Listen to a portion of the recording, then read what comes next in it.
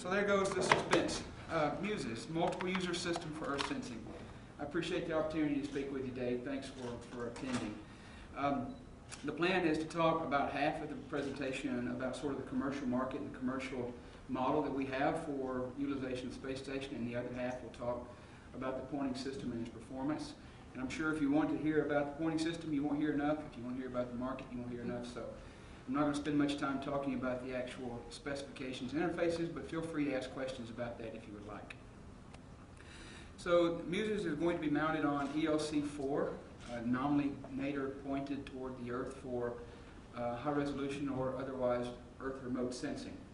And it is a commercial system, fully owned by Teledyne Brown Engineering, and it is our job and our goal to foster and promote commercial utilization of the International Space Station by providing access to this pointing facility. MUSES is an inertially stabilized pointing platform for multiple instruments. These instruments are robotically serviced, so you've heard much today about use of the GEM airlock for access to instruments. We anticipate the ability to transfer instruments in and out of the pressurized volume to be installed on the platform through the robotic arm. We plan to have 2 larger instruments and 2 smaller instruments, and you can see the specifications of the 2 here. And likewise, we have a fairly robust data system capability. We anticipate an order of 300 gigabytes per day being transmitted to the ground for imagery. The 2 large payloads you see here, the 2 small payloads, and the system is mounted onto an EXPA. You notice it's a 2 gimbal pointing control system, so that the outer gimbal assembly nominally will point in the platform in a cross-track orientation, and the inner gimbal assembly will point forward and aft along track.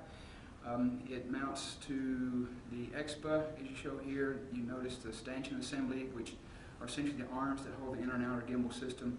The platform itself, the inertially stabilized platform, is about 36 inches by 36 inches total, and of course we have launch locks. Next chart shows the backside where we have a lot of the avionics. You notice the inertial measurement unit and the star tracker. This is not the orientation of the star tracker. We're doing analysis now to optimize the orientation star tracker to maximize the acquisition during nominal operations, notionally about nadir. We transmit our data wireless to the space station. That is a really, really nice feature and an enhancement that really enables a pretty robust utilization for external attached payloads, in my opinion. Now, so does this look like a commercial Earth imaging satellite? I would say no, of course not. Many of you may have heard the briefing yesterday by Digital Globe, and they brought forward a lot of the challenges for using the International Space Station. And I would agree that the space station does not lend itself to the traditional model for a defense and security type high-resolution Earth imaging satellite where you need an image of a particular street corner at a particular time, tomorrow. So the business model we have in mind is not to try to compete directly with your traditional defense and security based Earth imaging satellites. However, we believe that if you look at the system as a robust capability and then determine sort of what market subsets overlap with the capabilities provided by the space station, you find that set is not null. There is a considerable opportunity in the commercial market, we believe, for creating market opportunities by utilizing the space station. So I'd like to talk about that for just a few minutes. Why would you do commercial Earth imaging from the International Space Station? Well, ease of utilization is one of the things. It comes with a very well-established, mature set of interfaces and companies who know how to develop and integrate and operate the space station payload. So it's very easy to get an instrument on board the International Space Station. Multiple launch opportunities are very nice. The provision of launch and the frequency of launch with the variety of launch vehicles is a very nice flexibility that reduces or lowers at least the risk of a commercial instrument developer. Infrastructure access. You've got tremendous capabilities in terms of power, data systems, command and control. As Digital Globe said yesterday, they have 1,000 employees, and most of those employees are dedicated to operations. They have an army of satellite operators, whereas NASA provides that, of course, both on the vehicle operation side and the payload integration and operation side. You've got power, data systems, We heard a lot yesterday, especially in Suff's pitch, about thinking of it as a laboratory. It's a tremendous asset to have crew availability and ground availability to help monitor and adapt your mission profile, to deal with spares, to deal with replacements and repairs, and the gotchas that happen through normal operations of systems. So you don't have to design into your system the multiple layers of autonomy and redundancy and reliability that you would have if you're launching on $1 billion satellite that you can't touch for 10 years. So this is a tremendous, tremendous value asset to having the crew and the ground support to help your system succeed in its operations. And the space station is a unique orbit. Many times I hear people speak about the space station not being a good orbit for Earth remote sensing. And I say, boy, it's a great orbit for Earth remote sensing. Now, if you want to do the defense and security type satellites where you have multiple satellites in multiple sun-synchronous orbits so that you get frequent overpasses by virtue of the redundancy of your assets in orbit, then yes, this is not as ideal. But those satellites pass over the same spot at the same time of day whenever they have overpasses. On space station, because it's a 51-degree orbit inclination, you cover 90% of the Earth's populated landmass. You have frequent revisit times. You get imaging of the same spot from multiple vantage points, multiple solar illumination angles, so you can look at diurnal variations in systems. There are a lot of benefits you get. The sun-synchronous orbit, once the frequency of once your period of overpasses moves on, then it's several months before you get another overpass by that satellite. And that's only mitigated by having multiple satellites with multiple planes. But the space station really is sort of a compromise between all of those. So you're going to get multiple overpasses, and I'll show some data on that shortly. But it's not just that, it's a low orbit. The low orbit, given the reboost capability of the station, is a tremendous asset because you can get much higher resolution imagery with much less complicated, costly, and large instruments. So the low orbit really provides an asset in terms of being able to get better imaging with lower cost and smaller instruments. So what you find in the traditional Earth imaging market, if you want to go apart from the space station and you want to enter into the Earth remote sensing business, you've got a couple of ways to do it. You can take the digital globe model and you can buy an $850 million satellite and you can launch it on a $150 million or so launch vehicle. You can spend hundreds of millions of dollars to upgrade your data system that already has cost hundreds of millions of dollars. And of course, on this satellite bus, you can spend hundreds of millions of dollars for your imaging instruments that go on there. And that's just to buy the first image. To get the first image for DigitalGlobe with their new satellites, they have to invest well over $1 billion. So you have to take the cost of that system along with its operations and amortize that over the number of images sold. And as a result, you pay about $20, $25 per square kilometer for that tasked image. And so as a result, if someone wants an image, then you're limited to very high priority, small areas if you want to do anything at sort of a cost-effective range. You can also go in at the other end of the model, the other end of the cost curve at, say, at a skybox imaging position, and they have and I'm not knocking either one of these. These are excellent companies providing tremendous value to the market. They have two different models, though. Skybox intends to launch dozens of satellites in the $10 to $20 million range per satellite. I contend when you look at with the lifetime of the satellite, the quality of the imagery, and you amortize that over the life cycle of your system, you're still going to get to about a $10 to $20 per square kilometer cost for your imagery. Now, ISS lowers or reduces most of these barriers to the market. The launch cost is provided for us. The spacecraft, we have a $100 billion satellite bus that we're allowed to use, which is really nice. We have data systems that are better pretty much than any of the commercial systems because we have 24/7 essentially data coverage through the TDRS system. And as a result, then we're left to pay for the imaging systems and the pointing systems as part of that. In the imaging system in this case, because the low orbit is considerably lower cost because of the crew availability, the ability to upgrade, the availability to repair and have spares on orbit drives that cost considerably lower into the tens of millions instead of the hundreds and above. So using the ISS with MUSES as your inertially stabilized pointing mount, we believe lowers the barriers of entry into commercial Earth imaging. We're able to generate unique imagery at a fraction of the cost of extant data, and that is if that data is available. We can create new data products and new data services, information services, and we believe from this we can create new markets and economic opportunities. Now, is this just a sort of naked assertion? I don't think it is. The ISS, we believe, is ideally suited to create new opportunities in these markets. And this is what's really, really important, is the new opportunities and new markets from the taxpayer investment in the National Lab Office. Not ready for that. So we could do mapping type work. I don't think that's the best market because there are many, many satellites on orbit today doing that in terms of just mapping for Google Earth type things. We can work to do decision and planning support for development. We can work to protect World Heritage sites. We could do a considerable amount in agriculture, we believe, and there are opportunities in humanitarian. But oil and gas and mineral exploration is a considerable market for us as well. Now, why is this important? I think the paradigm that we need to adopt for commercial utilization space station needs to look at the cost, at the dollars of revenue generated per dollar of cost in your system. And we believe that when the revenue is based on bits to the ground, you can substantially reduce the cost required to generate those bits per ground. If the commercial market is based on the production of some mass that then has to be returned to the ground, because of the high cost of launch and the low supply for down mass, we believe that will produce pretty much a challenge to those type of markets.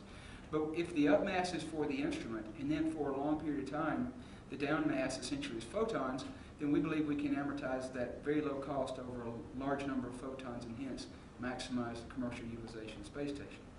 And that's the basis for our business model. Now, SERVIR is a disaster response and humanitarian aid project at NASA supported through USAID, and we've done a lot of work to support them.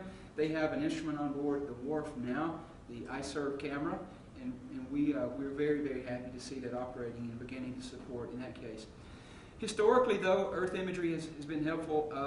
The picture on the bottom right is actually a photo looked at by some city planners in Riverhead, Long Island, and they downloaded an image from Google Earth of some neighborhoods, and they began counting swimming pools in backyards, and they compared that to the homeowners who've applied for a license to put their swimming pool in, and they were able to find a lot of deficiencies. So they picked up the phone, gave these folks a call, and said, "Hey, I like your pool, but I don't see where you've applied your permit for that." So they generated about $250,000 of revenue for the city just from doing that.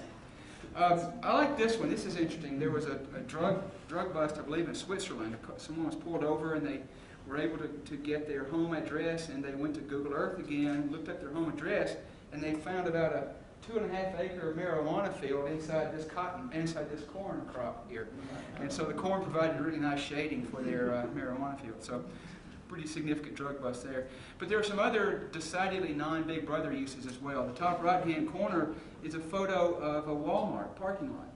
And so a Wall Street analysis think tank had the good idea to purchase from Digital Globe imagery of 100 Walmarts once per month for a year. So they counted the cars in the parking lot, compared this to Walmart's earning reports, developed a regression algorithm where they could then predict future earnings based on the cars in the Walmart parking lot. Now, business has done this for quite some time. People would sit outside the gate of some factory and count the number of trucks that drove through or the trucks to go out. This is really a high-tech version of turning swords into plowshares, where we could generate actionable financial market data from Earth remote sensing. But this becomes clear where you need really a ubiquity of data in order to generate the market value for this. And this is why the cost per image, we believe, by driving that down orders of magnitude from what Digital Globe and the current market prices are, we believe we can generate new markets by fostering the production of these new types of financial tools, regression analyses, and various types of ways to exploit the information in these imagery, in this imagery that could not otherwise be done because the cost to acquire the imagery to do the R&D would be prohibitive. So again, we're pretty bullish on the idea that new markets and new information products can be generated by space station produced low-cost Earth imagery. Now, it's not just mapping visible data, but we're really excited about the commercial utility of hyperspectral data as well. Essentially, hyperspectral data is like visible data in the sense that you take the light and you pass it through very, very narrow filters. And each filtered light signal goes to a different detector or a segment of a detector. So essentially what you develop is a series of images of that same spot where each image is focused specifically on, that's not the right word, is specifically filtered to a particular wavelength. And then if you plot the reflectivity, the strength of the signal, as a function of the wavelength, where each data point here is actually a pixel reading of a different image, then you can generate a curve and then a spectral image than there is in a simple panchromatic or even a multispectral image. So you can characterize the species of vegetation, you can characterize the health of that species of vegetation, the state of growth of that species. I'll give you one interesting thing that we're really excited about. Okay. So right now, commodities market makes predictions about the future value of the market of certain products, soybeans, corn, what have you. Today, farmers in the U.S. have to report what they've planted, the number of acres of each of the type of plant, in July. Then that's publicly released by USDA in August. So prior to August, we really don't know what has been planted in the United States. And other countries don't require it at all. And so we have no idea what's been planted. So we don't know about the supply, and we don't know really about the weather conditions, what has affected certain crops in certain places. So we believe that through the use of hyperspectral imagery, you could essentially fly over the croplands and measure what species of vegetation has been planted and how many acres of it have been planted. And so much like counting cars in a Walmart parking lot, we can count heads of corn, in cornfields across the globe and have this data well before anyone else in the commodities market would have it. So we believe there's financial opportunities, products, and services that can be exploited from the availability of remote sensing data through utilizing the International Space Station. We believe this is an opportunity to fulfill the National Lab Charter, which is to open up new economic pathways for the development of space, create new jobs, and new products from the utilization of the International Space Station. And we're excited about that opportunity. This is a similar thing where this was taken from an aircraft data over a USGS survey site in Nevada, and you can see here, I won't get into details, but you can really clearly distinguish between the mineral spectra and what mineral constituents are in that field of view. And so we believe this has a lot of benefit for preliminary exploration. Now, how am I doing on time? I'm good. All right. Look, I'd like to talk a little bit about how we do the system, how we do the pointing on the platform. Essentially, we have three objectives in our pointing control system, and that is to cancel the inertial motion space station. You want to provide a very still, isolated, stable pointing orientation while the space station moves around you, both from the low frequency motion of gravity gradient, orbit motion and such, as well as the higher frequency vibroacoustic type disturbances. We want to enable Earth reference pointing, that is, if there's a target on the surface of the Earth that you want to point at, we want to be able to slew and point to that, but moreover, we want to be able to track that point. So you could actually image a specific site on the Earth from multiple vantage points during an overpass. So you can generate 3D imagery and you can assess it from different lighting conditions. So we believe that's significant in some cases. So essentially, Matthew did a good job talking a lot about pointing. I'm not going to get into that level of detail, but feel free to ask if you like. But essentially the way the pointing control system works, we do have the benefit of inertial measurements. We have star trackers and rate gyros, whereas Opals has to rely on essentially the tracking the image from the Earth, the laser signal, and so forth. We don't have reference signals on the Earth to lock into to auto guide about, so we have to lock our pointing to the stars through inertial measurements. So the IMU measures the inertial orientation, the rate of change of the inertial orientation, and Star Tracker measures where you're inertially pointed in space. And then we feed this information back and compare it to the reference command, which tells it where you want to point. You have an attitude determination control system that comes up with an optimal estimate of where you're pointed in inertial space, and then generates the pointing gimbal commands to drive the errors to zero, nullify the errors between where you want to be pointed and where you are pointed. And that, in essence, is pointing control 101. More detailed block diagram that shows how you break it out into the various elements, where the rate gyro data enters, where the Star Tracker data enters, where our platform commands come in, and how this integrates together. PID is the most basic kind of control law. We're not limited to that at all. But then coming out of the control system essentially are torque commands to the gimbal motors. Now, so I want to show you a simulation of the pointing system. Don't worry about memorizing this. Essentially, we start out in open loop pointing, which means we just command the gimbals to go to a certain relative orientation. We count steps, if you will, and go to a certain orientation, irrespective of knowing where that is actually pointed, because it's with reference to the International Space Station. So we begin by simply gimbal articulation, and then after 60 seconds, we close the feedback loop and begin inertially isolating the system at that orientation. So in the simulation, you'll see a little bit of a jitter there in the gimbals, and that is actually nullifying the errors from the inertial pointing to where we thought we were pointing just with the open loop. We continue that through 90 seconds, and then we begin doing some inertial slews at 90 seconds to 180 seconds. Then at 180 seconds, we do inertial tracking. We begin locking in on a point on surface, and you'll see that point maintained stabilized inside the field of view to 250, and then we just go back and stabilize. So with that, I'm going to show you the simulation.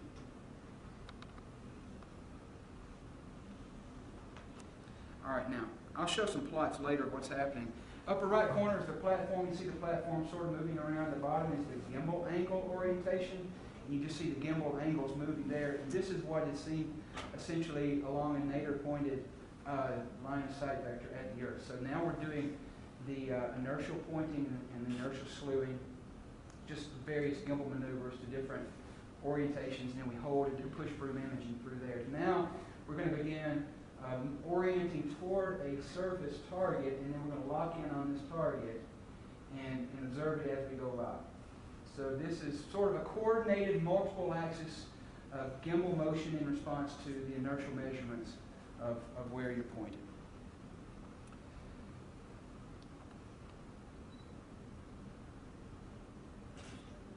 Oh, start over. Okay, we'll stop. Do you want to watch it again? Do you like that? That is very cool. Because we have, this is our full control system. We've got sensor models, noise models. We're using the ISS bad data for GPS, propagating that forward in a Kalman filter in the orbit propagation to update our estimate of location. Because what happens when you point on orbit to a surface target on the Earth, the accuracy of pointing is a function of your knowledge of the position of the space station, your knowledge of the time, your knowledge of the velocity of the space station, your knowledge of the orientation and the rate of change of the space station orientation, and your knowledge of the pointing system with respect to the space station. All those things add together in an error budget. And this simulation includes all of those factors as we will see them on orbit.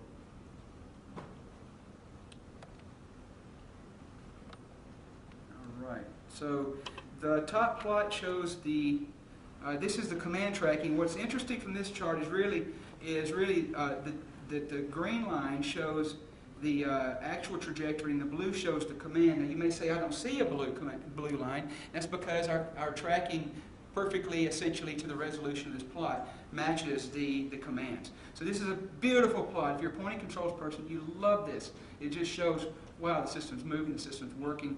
We're tracking with very low pointing errors. So you say, how low? Well, this is an analysis of pointing performance. The top plot shows the absolute pointing error in degrees. Now, the pointing error really is somewhat irrelevant at the beginning when you're doing open loop pointing. It only really applies during steady state with inertial pointing when your feedback control loop is closed. And it doesn't really matter during transients. Pointing performance doesn't really apply when you're slewing during transients. It's a steady state once you're on station. The middle plot is windowed stability. Stability, it means the over a certain small period of time, it's the root mean squared error plotted as a function of time. So this window moves, and during each window, a data point is the RMS error in the pointing. And so you'll see here the typical RMS pointing error is down around 0.2 of an arc minute, and I think that's like 12 arc seconds RMS pointing error. And then the bottom shows the estimation error, which is the difference in our estimated attitude and the actual attitude, because this is a simulation and we can know that. Now finally, revisits. I think I'll just hold off on this. We've got some data here to show the revisits when you take viewing angles into account. This is dusk to dawn revisits over 1 year as a function of latitude, taking into account the field of regard plus or minus 25 degrees fore and aft, and 45 degrees port, and 5 degrees starboard. And so this is, anytime a point at this latitude would come into the field of regard for a fixed longitude, of course. And then when you take solar angle, near local noon viewing into account, it reduces the overpasses. So this is the data we use to show people who ask about how frequent do you get an overpass over a particular location. So the important point of the schedule is we're scheduled to deliver in September 15th of next year, and Mary Beth has a gun pointed at my head for that day. And launch subsequently shortly thereafter. We begin commencing operations in 2015. So with that, I'd like to ask if there are any questions. Yes, sir. Can you go back to that pointing jitter slide? So in the lower right there, what is the RMS pointing jitter? So in this period of time, the simulations when we're doing the Earth surface reference tracking. Right. And so I haven't thought much about how we should properly compute pointing performance because it's a slew mode in that sense. So I'm not sure that that's been calculated. Read the plot because of the scale on the left. This is 10 arc seconds, 20 arc seconds, so it 30 looks arc like the seconds. RMS pointing in that final lower right Oh, here? track there is about, what, plus minus 3 arc seconds? Yes. This is during inertial stabilization. So Right, this is, right. Yeah, that's the right. Right. But this is the estimation error. This is actually the pointing performance is really here. And so it's about 0.2 of an arc minute. So it's 12 arc seconds. That's the RMS pointing error. I don't understand the difference between estimation error and... This is the output of the Kalman filter.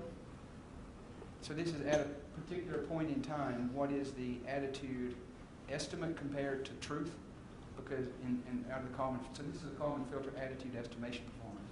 This is the actual pointing performance of the platform, which takes into account the ability to, this is an input to the control system, the attitude estimate. This is the output of the control system, essentially the pointing error.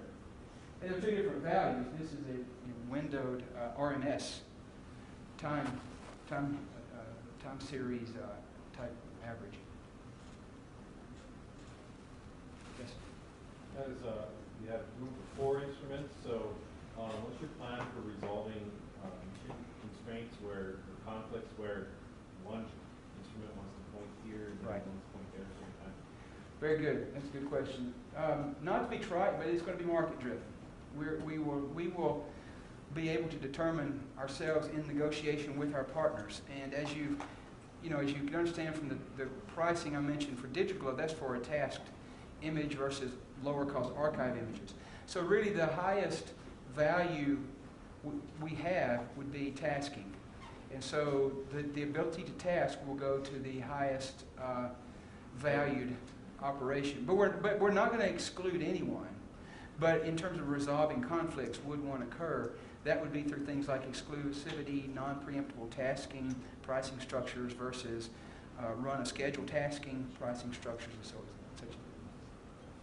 Yes, sir? What do you expect the ground resolution?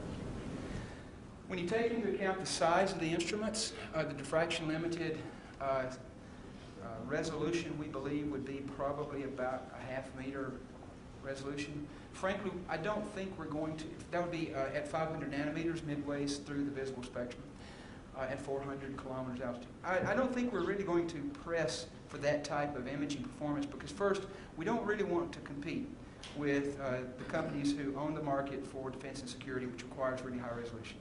When you go to things like Google Maps, TomTom, who does map generation, map normalization, map creation, about 1 meter is as fine as they want to go because your trade-off swath width for resolution given the instrument. And also, I've been told you get into privacy issues they really don't want to deal with if you go less than 1 meter. So that's sort of the lower limit they would want to go to. So I envision that about 1 meter ground sample distance is probably the finest resolution we would go to, but that's still negotiable with the instrument provider and our market customers. That field regard shows, is that an example or is that your actual limitation? That's our actual limitation. Okay. And it's because of the location on ELC4, and we're actually right behind Sage, I believe. We're on the aft side, bottom of ELC4, and I believe Sage is just 4 of us. And so it's limitations associated with articulating back toward ELC4 where our instrument would contact the platform. Okay. So that's why we only have 5 degrees. And those are a little bit conservative. Did you possibly see any part of the station in your observations? Well, yeah, I'm not sure, to be honest, because you also have a situation where as you move the platform, you could also contact the outer gimbal ring. And frankly, I don't know off the top of my head how far we can go, but I think we probably could articulate over, because nominally it's 45 degrees, so I think we probably could articulate over and see the bottom of the modules, perhaps. Certainly we'll see solar rays. We can see solar rays all day, unfortunately. Yes. So are you selling imaging or are you selling the platform just by Yes. imaging company? Yes, both, and that's a great question. We are open to being developing the instruments and selling data, moving up the value chain and selling the information products derived from that data through analytics and value-added products. But also, we're interested in partnering with instrument providers where we could simply be leasing the space to them, essentially. And they could put their instrument on there, we would interface it, integrate it, and provide them the data in a bent-type fashion. So we're open to the full range of market opportunities. You might have guessed, too, that there will be a difference we anticipate between primary and secondary. We typically see primary being an instrument that will be a large investment and will stay for quite some time, and the business model is to generate revenue from its data. We tend to think the secondary instruments might be a good place for developments, test beds, sensor characterization, flight validation, and TRO maturation of some new technology. So those are the full range of business models we're looking at. Yes, sir. With regard to hyperspectral, have you done an economic analysis of the cost to generate high-value data products, given that most of the history has always been sun-synchronous, single sun viewing angle, and it gets a lot more complex with multiple angles? Yes. Now, admittedly, we have not gone into the detail at looking at what range of solar inclination angles give you valuable, reflectivity data, and how does reflectivity vary with that. As a matter of fact, we believe those are some of the questions that we need to answer during our initial phases to help us define the market and generate. So we're looking at hyperspectral a little differently because it's more of an investment where we're going to sort of be creating the operations model in the business in a sense there. So there's a little more hope and field of dreams in the hyperspectral. But we believe that there's such a robust opportunity across so many markets that's currently being unfed.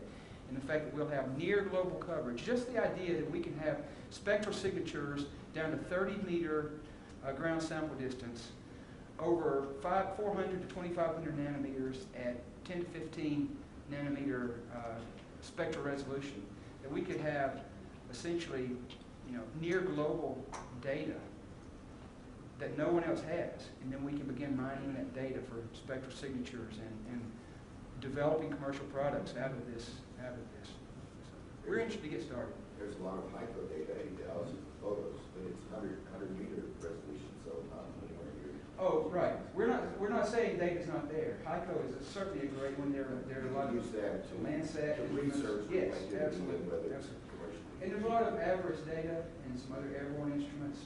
And average data is really good data, and it's representative, we think, of the type of instruments we can put on orbit. Won't have the same ground resolution, but a larger swath is higher. So, right, we're sort of speculating based on ground campaigns using aircraft data. Yes? Yeah, I'm just wondering, with the volume of data that you want to collect, maybe to make your business model a good one, have you considered any limitations with the ISS downlink capabilities? Oh, absolutely, absolutely. That really is the active constraint on the revenue we can generate, is how much data we get to the ground. But thankfully, space station's been really helpful. Very minimal. Space station understands that the key to it as a research lab, but also for commercial utilization based on this model of bits to the ground, is going to require continuing upgrading and doing all they can. I'm very happy with the support we've been getting, and it's not an active constraint in the sense that you can't close your business case. We believe we will get enough data to the ground to close a good business case, but just some of the markets we may be able to go to will be dictated largely by the data volumes to the ground. Do you have a standard interface like the brand that's compatible with the SpaceX vehicle?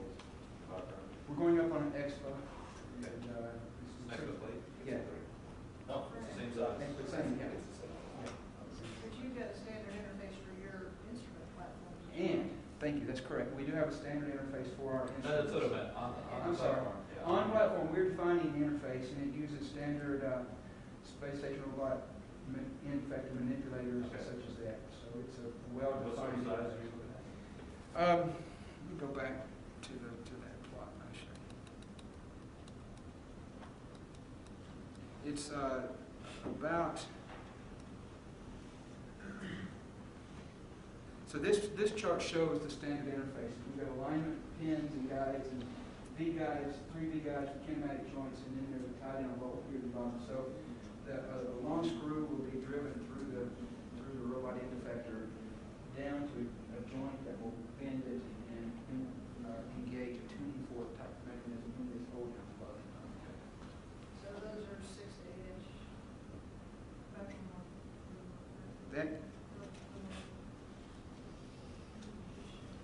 spectrum. Yes, I've got the specs here. Here are the specs. So the secondary, we want a common top plane to facilitate consistent robotic interfaces.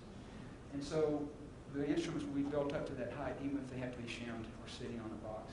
So the top plane is 36 inches above the platform. The diameter for a primary is about 18 inches. And it's not exactly that because the shape is sort of triangular. So this is about the largest circular cylinder you could have circumscribed, but there's more space to be used for avionics. And the secondary, we believe, will be about 10 inches or so diameter. These have to ride up on the inside in a pressurized Yes, environment? yes, they go up pressurized. And same thing we've talked about earlier, stowed in the soft stowage, going up in the Dragon. The platform is going up in the Dragon. The instruments are, yes.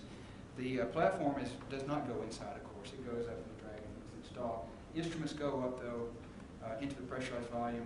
They're put on the gym slide table. They're removed very much the same air cyclones and installed.